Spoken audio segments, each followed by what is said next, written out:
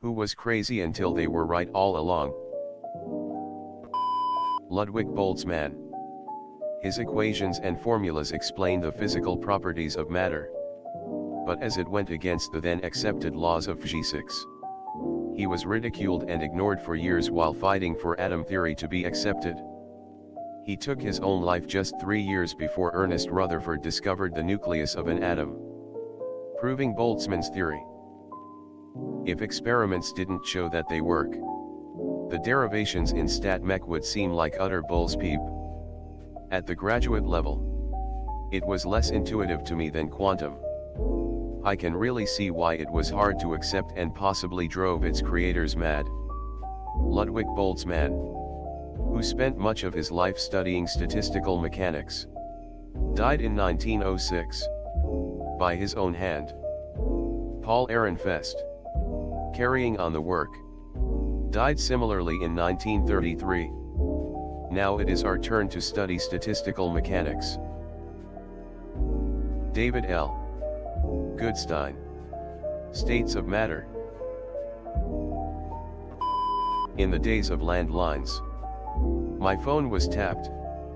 I could hear a strange hollow sound and I knew someone was listening. I had had a bad accident and was home for almost a year and involved in a lawsuit. I told my attorney about it.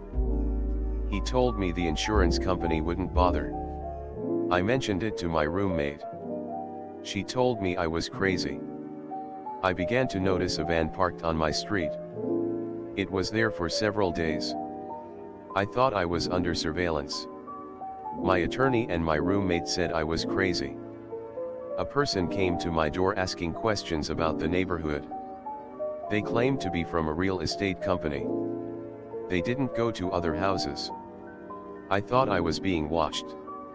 My attorney and my roommate said I was crazy.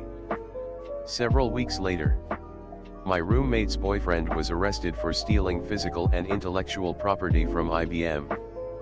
It was the beginning of the tech era and he stole millions in hardware and software and ideas. We were being watched to see if we were involved. The phone was tapped. We were under surveillance. We were taped. I wasn't crazy after all. Quite creepy, but a relief that you were correct. In 1912, the meteorologist Alfred Wegener described what he called continental drift, an idea that culminated 50 years later in the modern theory of plate tectonics.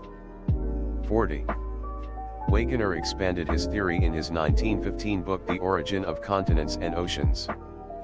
41. Starting from the idea also expressed by his forerunners that the present continents once formed a single land mass later called Pangaea.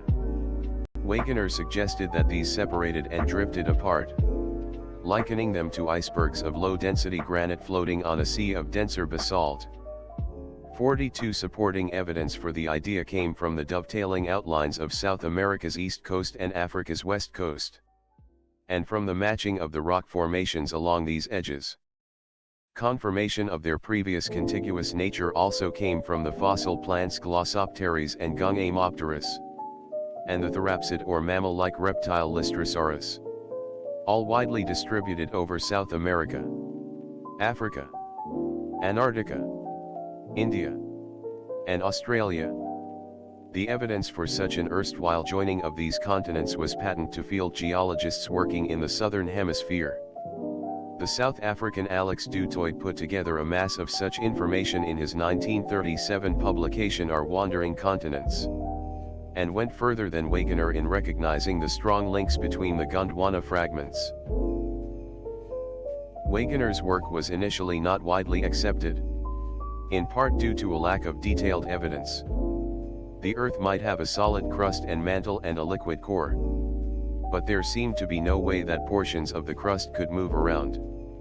Distinguished scientists, such as Harold Jeffreys and Charles Schuchard, were outspoken critics of continental drift. Plate tectonics. My father's university dissertation was on plate tectonics. It was initially rejected by the head of the department, and this was in the early 1970s. Well, you have to agree that's a weird subject for someone studying women's rights. That dude who suggested that it might be a good idea to wash your hands before performing surgery. A gentleman never washes his hands. We here at Harvard wash our hands after we pee. Well sir, we at Yale don't pee on our hands. The dingo ate my baby. Lady. Got made fun of constantly. Most notably in Seinfeld, and I believe went to jail because nobody believed her. Turns out a dingo ate her baby. She is still made fun of. This one was beyond beeped up. Your child is taken from you and killed by wild animals. Then you're jailed for murdering your own child and ridiculed the world over for your lame story as to what actually happened. Then. Yeah. Being right the whole time. Not even being right, telling the truth the whole time. For a very long time the medical community thought that stomach ulcers were caused by stress. A doctor in Australia called Barry Marshall claimed they were wrong and that they were caused by an excess of certain bacteria. And the cure was simple antibiotics. The medical community ridiculed him and nearly ended his career. He eventually decided the only way to prove he was right was to infect himself, develop the ulcers and cure himself. In curing himself he was proved right and won the Nobel Prize for his efforts. And now stomach ulcers are very easily treatable. They previously affected 1 in 10 people. Full story here. What's sad about these stories is that somebody coming up with a theory like that seems to be exactly the sort of thing which should excite medical professionals, as it not only challenges their views but also proposes a more effective solution. It's easy for me to be wise in hindsight, but it isn't as if he was advising people to rub a rabbit's ears and the good vibes would make the ulcers go away. That's true.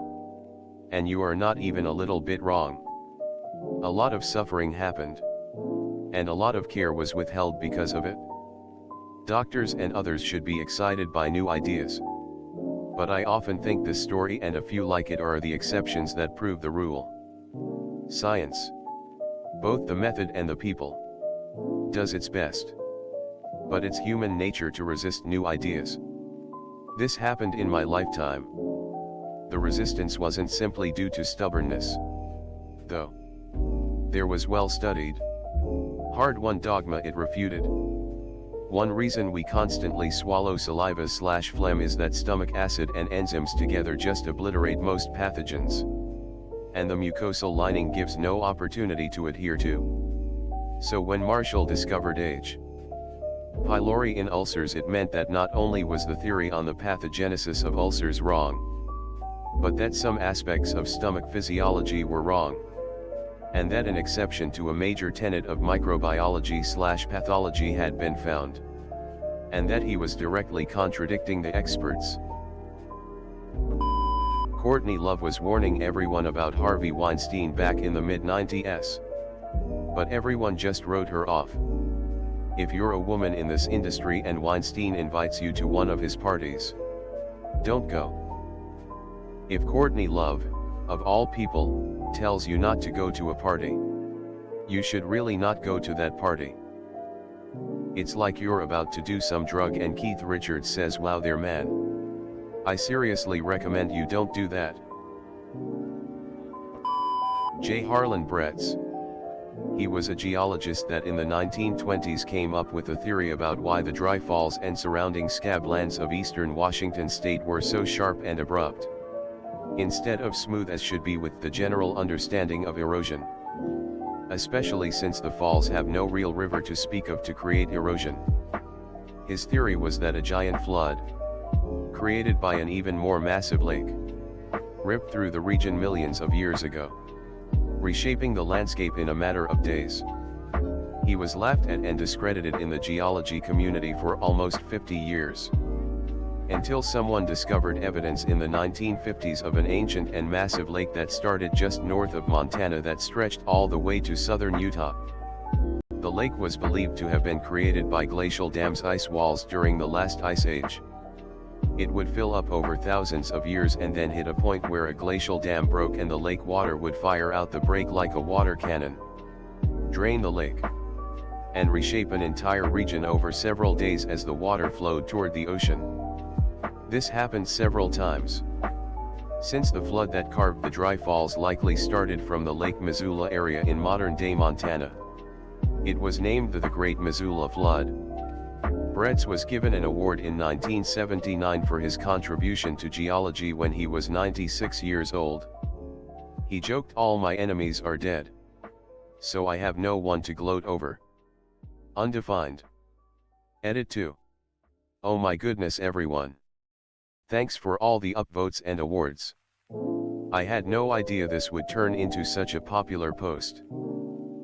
I'm glad he lived long enough to see his theories vindicated. I remember reading about the floods in college and it's still one of my favorite things to idly mull over.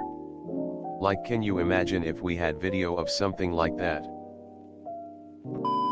The fan that predicted the show's How I Met Your Mother message and was shamed, only to be completely right in the end. What? What message? When the Civil War broke out, everyone on both sides thought it would be a quick victory. However, Sherman kept saying it would be a bloodbath that would drag on for years. His superiors decided he was insane and sent him out west to fight Indians, Native Americans, just to get rid of him. After it all came true and they needed some better generals, they said maybe we should bring back that Sherman guy. Yes. Public opinion is rarely kind towards realists/pessimists during wars. During the American Revolutionary War, the British also felt the same towards Cassandras like General Gage and later Clinton. One was sacked. The other's army denuded in favor of Cornwallis. Rather than accept a war of attrition, the British government preferred foolhardy yet aggressive generals like Burgoyne and Cornwallis, and reaped the consequences. Before World War II, Japanese ultranationalists wanted to assassinate Admiral Yamamoto, the successful planner of Pearl Harbor, because he kept saying inconvenient truths like, "In 6 months the Americans will overwhelm us." Since America can easily outproduce Japan's manufacturing capacities and rebuild massive fleets. Coincidentally, the Battle of Midway, where Japan lost 4 of its fleet carriers and is largely considered a turning point in the war, was 6 months after Pearl Harbor. Martha Mitchell. She was the wife of Nixon's AG, John Mitchell. She was outspoken in the extreme and was one of the first to talk openly about what really happened re Watergate. Since she was also known to love her martinis, she was widely written off as a drunk, crazy woman.